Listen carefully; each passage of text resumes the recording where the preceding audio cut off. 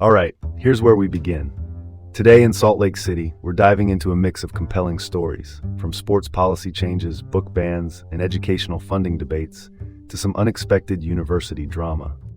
Welcome to the City Report with Dean Bark.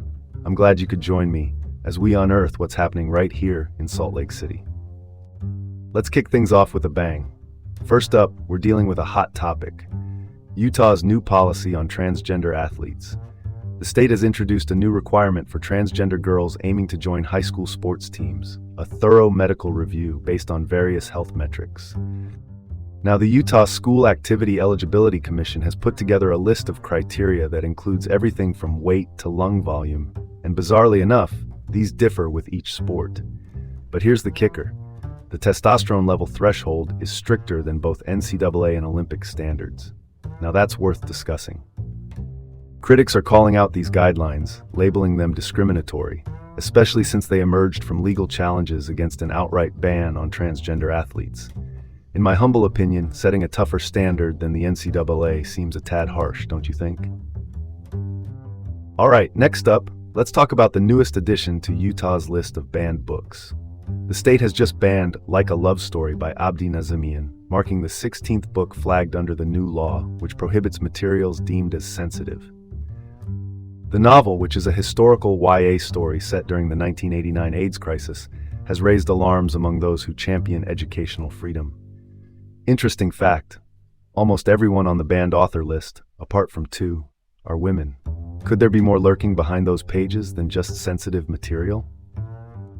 The debate over these bans reflects a broader society struggling with the boundaries of educational content and freedom of expression. One can't help but wonder if censorship might be rearing its ugly head here. Call it like it is. Moving on, Utah lawmakers have their eye on an $80 million boost to the school voucher program. Senate Majority Leader Kirk Cullimore is leading the charge, possibly in an attempt to offer vouchers to even more students, though the Utah Education Association has some bones to pick over the issue of accountability. The program's inception, just 2 years ago, had a modest budget, but now with rising demand, the push has been towards expansion. Last year alone saw 27,000 applications, and let's not forget a recent report on some peculiar fund usage, like using educational vouchers on ski passes. Once again, measures seem necessary before opening the purse. All right, next topic.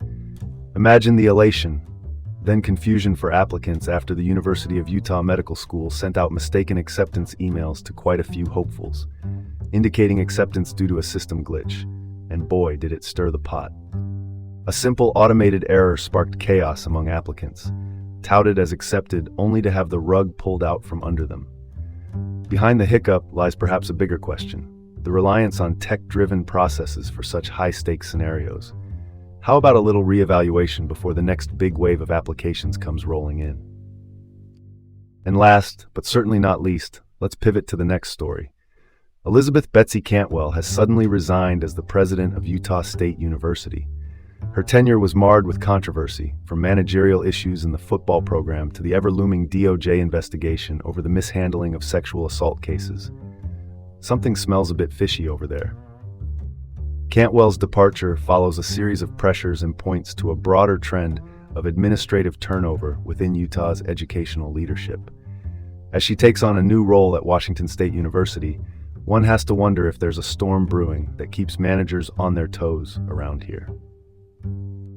And that's where we'll leave it today. Thanks for tuning in to the City Report with Dean Bark.